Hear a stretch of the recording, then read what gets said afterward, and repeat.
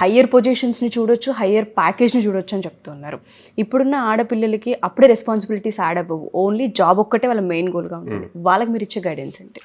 ఫ్రెషర్స్కి related చూసుకుంటే కనుక నేనేం సజెస్ట్ చేస్తాను అంటే ప్రతి ఎంఎన్సి కంపెనీలో ఉమెన్ రిలేటెడ్ ఇంటర్న్షిప్స్ ఉన్నాయండి. ఓకే, గర్ల్స్కి సపరేట్గా ఇంటర్న్షిప్స్ ఉన్నాయి. వాళ్ళు బీటెక్ సెకండ్ ఇయర్ థర్డ్ ఇయర్లో ఉన్నప్పుడే ఇంటర్న్షిప్స్ చేయొచ్చు.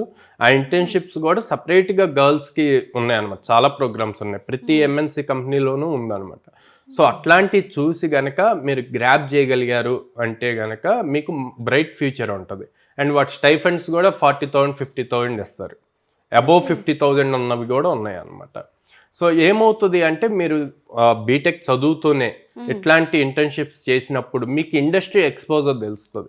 అప్పుడు ఆ ఇండస్ట్రీ ఎలా వర్క్ అవుతుంది అని తెలిసినప్పుడు మీరు ఇక్కడ బీటెక్లో మీ మార్క్స్ కోసం చదువుతారు థియరీ.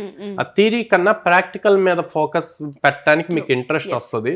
అండ్ మీ ఫ్రెండ్స్ కన్నా కూడా మీరు యూనిక్గా ఉంటారనమాట. అప్పుడు మీకు జాబ్ గ్రాప్ చేయటం ఈజీ అవుతుంది హై ప్యాకేజెస్వి. ఎస్.